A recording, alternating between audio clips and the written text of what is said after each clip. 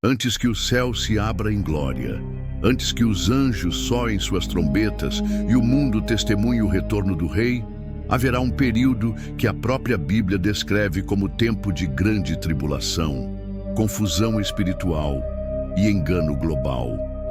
Para entender a grandiosidade da segunda vinda, é preciso compreender o que virá antes dela. Um cenário que já começa a se desenhar diante dos nossos olhos. Um mundo anestesiado, a humanidade mergulhará em um tempo em que os valores serão distorcidos, a verdade será relativizada e o amor de muitos esfriará. É o que Jesus disse em Mateus 24:12. E por se multiplicar a iniquidade, o amor de muitos esfriará. Esse esfriamento não é apenas emocional, é espiritual. As pessoas estarão ocupadas demais com suas rotinas, distraídas por prazeres imediatos, presas em debates inúteis, sem tempo para o que realmente importa, a eternidade. Nesse tempo, o espiritual será tratado como loucura e o mal será apresentado como normal.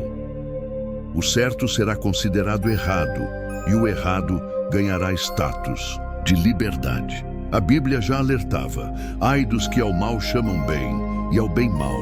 Isaías 5:20. Sinais no cotidiano. Jesus, em seu sermão profético, deixou pistas claras do que marcaria esse tempo. Guerras e rumores de guerras, fomes e terremotos, nação contra nação, peste, medo e caos. Ele foi claro: tudo isso será o princípio das dores. Mateus 24:8. Não estamos falando de algo repentino, é um processo, como dores de parto. Elas começam suaves, depois se intensificam. Assim será a preparação do mundo para o retorno do Senhor. O aumento do engano, um dos sinais mais perigosos, será o engano religioso e espiritual. Jesus advertiu diversas vezes: acautelai-vos que ninguém vos engane. Mateus 24:4. Falsos cristos, falsos profetas e doutrinas distorcidas surgirão, iludindo até os escolhidos, se possível. Líderes carismáticos usarão o nome de Deus para pregar mensagens que agradam os ouvidos, mas afastam do arrependimento. Milhares seguirão esses mestres, pensando estar no caminho da salvação, quando na verdade estão caminhando rumo à perdição. Esse engano não será somente religioso, será cultural, político e social. O sistema do mundo promoverá valores contrários aos princípios de Deus. A verdade será suprimida e aqueles que defendem o Evangelho serão ridicularizados. A apostasia em 2 Tessalonicenses 2:3. Paulo escreve: não vos engane ninguém de modo algum, porque isto não acontecerá sem que antes venha a apostasia. A apostasia é o abandono da fé. Um tempo onde muitos que diziam crer se afastarão. Igrejas se esvaziarão de presença divina, mantendo apenas a aparência de piedade. O louvor continuará, os eventos seguirão, mas o Espírito Santo já não será bem-vindo. Será uma geração que escolherá ídolos invisíveis, fama, dinheiro, prazer, visibilidade. Tudo será prioridade, menos a presença de Deus. Uma mente cauterizada. Outro sintoma desse cenário é o que Paulo descreve em 1 Timóteo 4:1-2. Nos últimos tempos, alguns abandonarão a fé e seguirão espíritos enganadores e doutrinas de demônios, tendo cauterizada a própria consciência. Corações endurecidos, incapazes de sentir o peso do pecado. Pessoas que vivem no erro, mas não percebem mais. Como um ferro em brasa que queima e insensibiliza a pele, assim estará a consciência de muitos. A frieza espiritual dominará. A empatia será substituída por egoísmo. A compaixão dará lugar ao desprezo. E a fé será tida como superstição. O palco sendo montado, mesmo que muitos ignorem, o cenário está sendo montado. A globalização, O controle de informações, o avanço tecnológico e a manipulação midiática já formam uma base perfeita para o surgimento de um sistema único, político, econômico e espiritual. Apocalipse 13.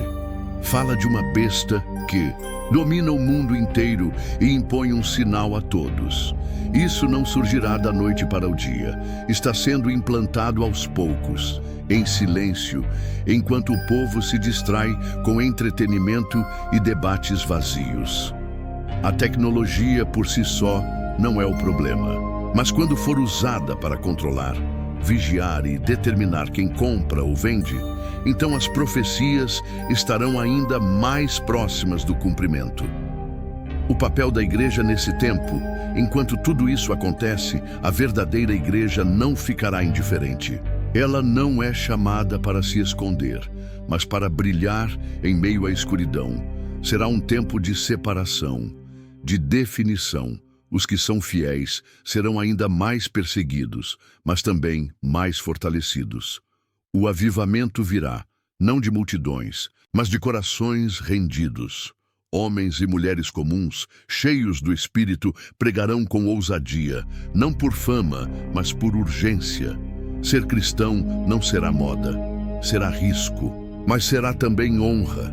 A urgência da vigilância Jesus não nos deixou esses sinais para causar medo, mas para nos despertar. Ele disse: vigiai, pois, porque não sabeis o dia nem a hora. Mateus 25:13. A vigilância é ativa, é viver em santidade, com propósito, sem se conformar com o mundo, é preparar o coração como uma noiva que aguarda o noivo. Antes da segunda vinda, o mundo passará por uma profunda escuridão espiritual. Será um tempo de engano, apostasia, confusão e distração. Mas também será um tempo de decisão. O palco está sendo montado, os sinais estão visíveis e o chamado de Cristo ecoa com urgência. Aquele que tem ouvidos, ouça. A noite será comum. O relógio correrá como em qualquer outro dia. Pessoas dormirão, trabalharão, se casarão, farão planos, mas de repente os céus se rasgarão. Não haverá aviso da mídia, nenhuma notificação no celular. O mundo inteiro vai parar, o céu se encherá de glória. E ele, Jesus Cristo, meu Filho do Homem, surgirá com poder e majestade, acompanhado por milhares de anjos, para cumprir o que há séculos foi prometido. Não virá como servo, não virá como cordeiro. Dessa vez, virá como rei e juiz. Um retorno visível e glorioso. Ao contrário da primeira vinda, marcada por humildade e anonimato, a segunda vinda será pública, universal e gloriosa. E verão o Filho do Homem vindo sobre as nuvens do céu, com poder e grande glória. Mateus 24:30. Não será um evento secreto, nem limitado a uma nação. Cada olho verá, cada coração sentirá. O universo inteiro testemunhará o momento mais impactante da história da humanidade. O brilho de sua glória apagará o sol, silenciará as multidões e estremecerá os reis da terra. A terra saberá: o tempo acabou. O toque da última trombeta, em meio ao silêncio paralisante, uma trombeta soará. Um som poderoso, inconfundível, que ecoará do céu aos confins do abismo, porque o Senhor mesmo descerá do céu com alarido, e com voz de arcanjo, e com a trombeta de Deus. 1 Tessalonicenses 4,16. Essa trombeta não é simbólica, é literal. É o anúncio do fim, o sinal de que o Rei chegou. Os céus se abrirão como um véu rasgado.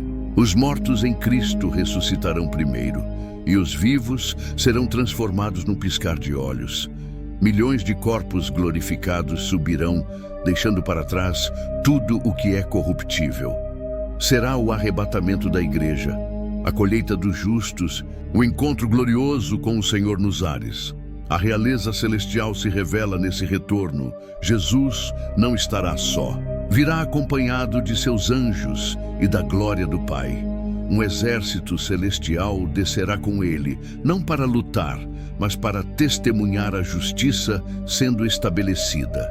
Apocalipse 19. O descreve montado em um cavalo branco, olhos como chama de fogo, vestes tingidas de sangue e uma espada afiada saindo de sua boca. Em sua coxa tem escrito este nome: Rei dos Reis e Senhor dos Senhores. Apocalipse 19:16. Nenhum outro título, trono ou coroa será reconhecido naquele momento. Só haverá um nome que importa: Jesus. Julgamento e separação, esse retorno também será marcado por justiça. O tempo da graça terá se encerrado. Não haverá mais apelos, convites, chamadas ao arrependimento. Será o momento da colheita final, e ele separará uns dos outros, como o pastor separa dos cabritos as ovelhas. Mateus 25:32. Os que viveram para Deus, mesmo em meio às tribulações, serão recebidos com alegria. Mas os que rejeitaram o Evangelho, zombaram da cruz e viveram segundo seus próprios desejos, experimentarão a ira do Cordeiro. O mesmo Jesus, que curou, perdoou e restaurou, agora executará o julgamento perfeito, sem erros, sem segunda chance. O tempo de escolher já terá passado. O terror dos que rejeitaram, para os ímpios, a manifestação do Filho do Homem será pavorosa. Haverá choro, desespero e ranger de dentes. Homens clamarão para que as montanhas os escondam. Outros desejarão a morte, mas ela fugirá deles. E os reis da terra, e todo homem livre e escravo, se esconderam nas cavernas e diziam: caí sobre nós, e escondei-nos do rosto daquele que está assentado no trono. Apocalipse 6:15-16. Aqueles que viveram como se Deus não existisse, agora verão que ele sempre existiu. Aqueles que zombaram da palavra, agora verão a palavra viva diante deles. Tarde demais para arrependimento. Agora é juízo. O triunfo dos santos, enquanto uns se desesperam, outros celebram. Os que foram fiéis até o fim levantarão seus olhos e verão a promessa se cumprir. Levantai as vossas cabeças, porque a vossa redenção está próxima. Lucas 21:28. A manifestação do Filho do Homem é o triunfo dos que perseveraram, que mesmo em meio às lutas, perseguições, escassez e desprezo, não negaram a fé. Eles não receberam palmas neste mundo, mas agora receberão a coroa da vida. Não entraram em templos luxuosos, mas agora entrarão na glória eterna, porque guardaram a palavra, porque viveram para agradar ao Pai. Glória que transforma tudo. O retorno de Cristo não apenas marca o fim da história, marca o início da eternidade. A manifestação do Filho do Homem renovará todas as coisas. Criação será liberta da corrupção. As lágrimas cessarão. O tempo deixará de existir. O mal será destruído. A justiça será estabelecida. E, finalmente, o que está no céu e na terra se unirá sob um só nome: Jesus. Eis que faço novas todas as coisas.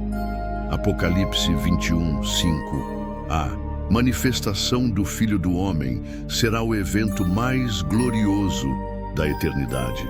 Não haverá dúvidas, não haverá como ignorar. Todo olho verá, todo joelho se dobrará, toda língua confessará: Jesus Cristo é o Senhor. Mas só os que escolheram crer agora desfrutarão da eternidade com Ele. Por isso hoje é o tempo da decisão. Amanhã será o tempo da revelação. Chegará o dia em que todos os nomes serão chamados. Não haverá esconderijo, desculpa, influência, status ou poder que adie o inevitável. Diante do trono branco de Deus, cada ser humano terá que encarar a verdade. O que fez com a vida que recebeu?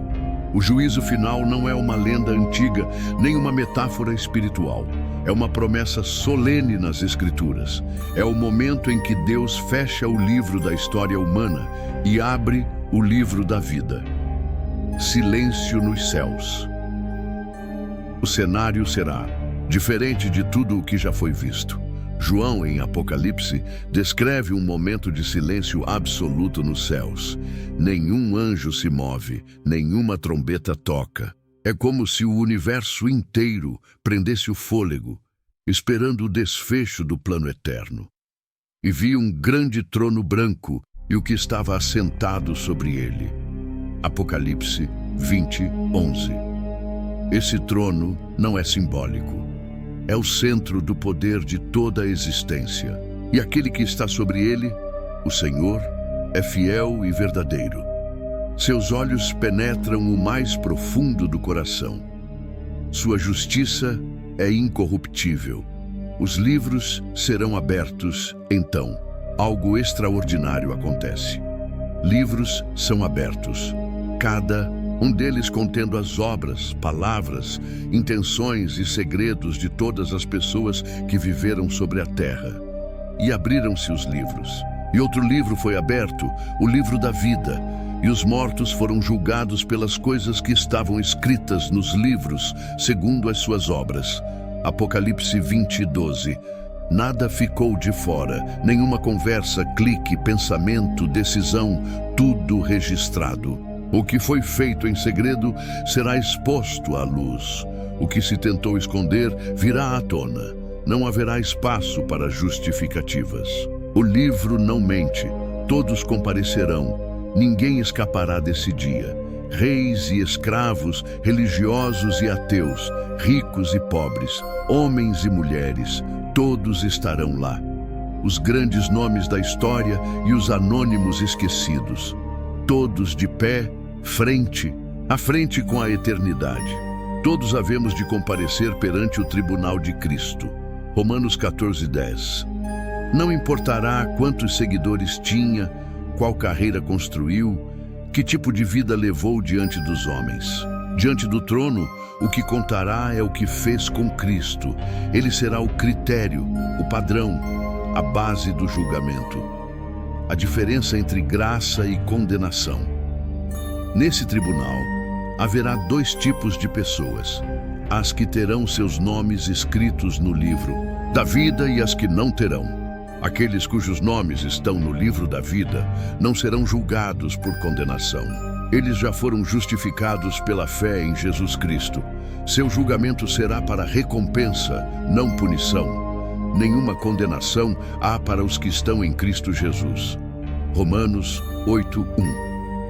Mas os que rejeitaram a salvação, que escolheram o pecado, que viraram as costas para o convite da cruz, serão lançados no lago de fogo.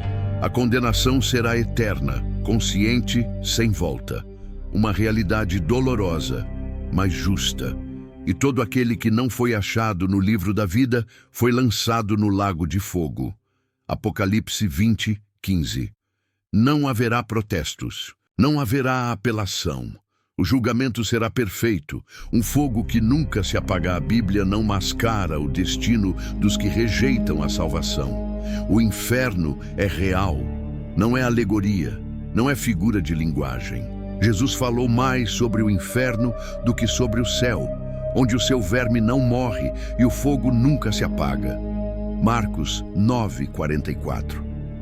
É um lugar de separação eterna de Deus. Um lugar onde não há amor, luz, paz ou esperança.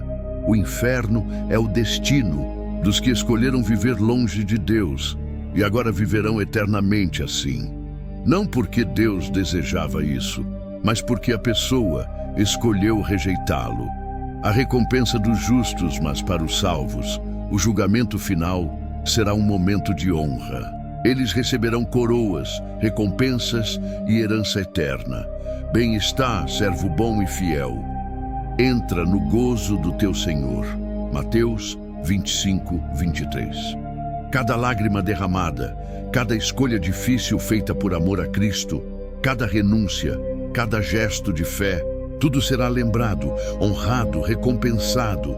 A eternidade com Deus será mais gloriosa do que palavras podem descrever.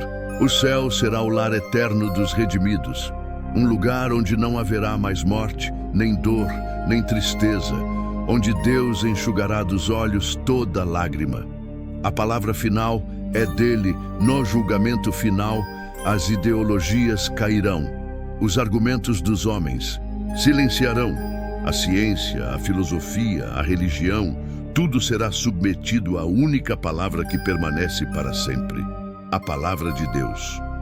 Não será uma questão de opinião, será questão de verdade, e a verdade será proclamada pelo próprio Deus. Ele não julga por aparência, ele julga com justiça. O julgamento final não é apenas um evento profético, é um lembrete urgente. Cada minuto vivido sem Cristo é um risco eterno, mas ainda há tempo. Hoje o livro ainda está aberto, a porta da graça ainda está escancarada. O Cordeiro ainda chama, mas virá o dia em que Deus fechará o livro. E então só restará uma pergunta: o seu nome está escrito no livro da vida? Se a mensagem de hoje tocou o seu coração, não adie sua decisão. Compartilhe este vídeo com alguém que você ama. Inscreva-se no canal e ative o sininho para não perder nenhuma mensagem que pode mudar destinos eternos. Agora é o tempo da graça. Amanhã, o livro pode ser fechado.